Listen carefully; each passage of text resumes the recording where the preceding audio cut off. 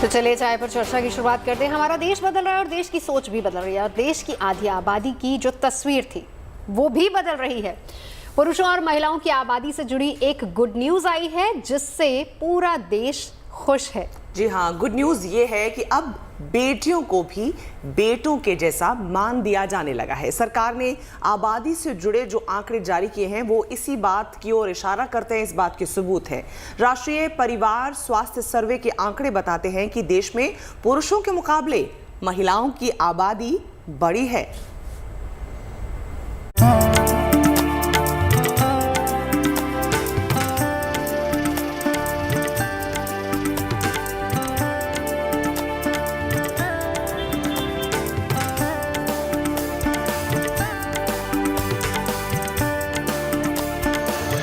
वैसे तो मुल्क में आधी आबादी की बराबरी है, अभी आधा ही सफर तय हुआ है, लेकिन इस अधूरे सफर में आधी आबादी ने मुस्कुराने की एक वजह हासिल कर ली है।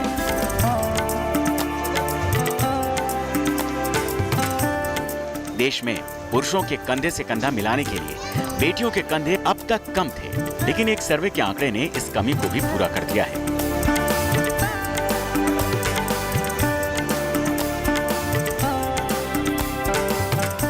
देश में पहली बार मर्दों के मुकाबले औरतों की संख्या बढ़ गई है। बेटियां महफूज रहें, इसके लिए बरसों पहले सरकार ने बेटी पढ़ाओ बेटी बचाओ का नारा दिया था। शुभ खबर यह है कि आजादी के बाद देश में ऐसा पहली बार हुआ है जब पुरुषों के मुकाबले महिलाओं की आबादी में इजाफा हुआ है। राष्ट्रीय परिवार स्वास्थ्य सर्वेक्षण 5 के मुताबिक भारत की कुल आबादी में 1000 पुरुषों पर महिलाओं की संख्या 1020 हो गई है। इससे पहले 2015-16 में हुए NFHS 4 में यह आंकड़ा प्रति 1000 पुरुषों पर 991 महिलाओं का था। यही नहीं, जन्म के समय का लिंगानुपात यानी जेंडर रेशियो भी सुधरा है। 2015-16 में जेंडर रेशियो प्रति 1000 बच्चों पर 919 बच्चियों का था। ताजा सर्वे में यह आंकड़ा प्रति 1000 बच्चों पर 929 बच्चियों पर पहुंच गया है। खास बात यह है कि कुल आबादी में लिंगानुपात शहरों के बजाय गांवों में बेहतर है। गांवों में प्रति 1000 पुरुषों पर 1037 महिलाएं हैं, जबकि शहरों में 985। बेटों के मुकाबले बेटियों की संख्या कहां-कहां, किन राज्यों में ज्यादा बढ़ी है, इसे आपको राज्यवार आंकड़ों के जरिए भी बताते हैं। देश के 23 राज्य ऐसे हैं जहां प्रति 1000 पुरुषों पर महिलाओं की आबादी 1000 से ज्यादा है। उत्तर प्रदेश में प्रति 1000 पुरुषों पर 1017, बिहार में 1090, दिल्ली में 913, मध्य प्रदेश में 970, राजस्थान में 1009, छत्तीसगढ़ में 1015, महाराष्ट्र में 966, पंजाब में 938, हरियाणा में 926, झारखंड में 1050 महिलाएं हैं।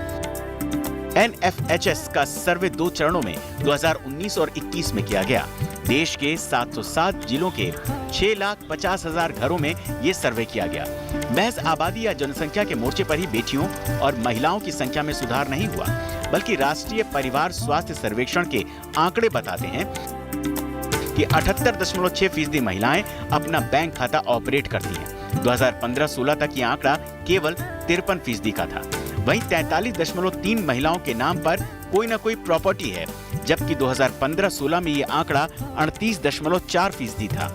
महामारी के दौरान सुरक्षित सैनिटेशन उपाय अपनाने वाली महिलाएं 57.6% से बढ़कर 77.3% हो गई हैं। देश में माहौल बदला है, लोगों में सोच बदली है। सरकार की सख्ती, लोगों की जागरूकता के बाद लिंग का पता करने की कोशिशों में कमी आई है और भ्रूण हत्या में भी कमी देखी जा रही है। Bureau report, good news today. अब देखिए, सोच बदल रही है, देश बदल रहा है।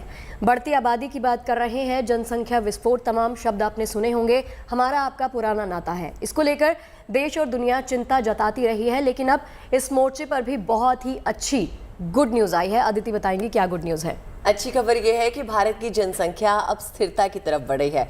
मतलब आबादी बढ़ने की रफ्तार भारत में अब थमने सी लगी है। आबादी हिंदुस्तान की बरसों पुरानी बड़ी समस्या रही है। ऐसे में अगर जनसंख्या की रफ्तार थमी है तो ये हर किसी के चेहरे पर स्माइल लाने वाली खबर है।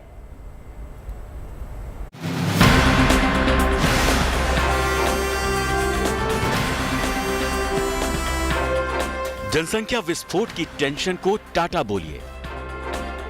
बढ़ती आबादी से व्यवस्था चरमराने की फिक्र भूल जाइए, क्योंकि पॉपुलेशन के मोर्चे पर सबसे बड़ी गुड न्यूज आई है।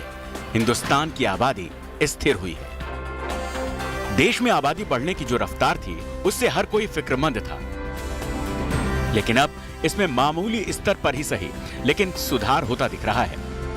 राष्ट्रीय परिवार स्वास्थ्य सर्वेक्षण 5 के दूसरे चरण के आंकड़े बताते हैं,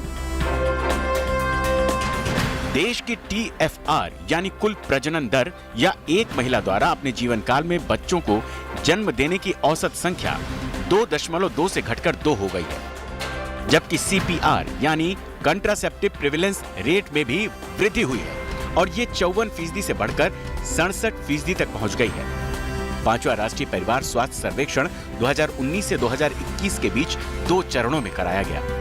2015 और 16 के बीच किए गए सर्वेक्षण के चौथे संस्करण के अनुसार TFR राष्ट्रीय स्तर पर 2.2 था।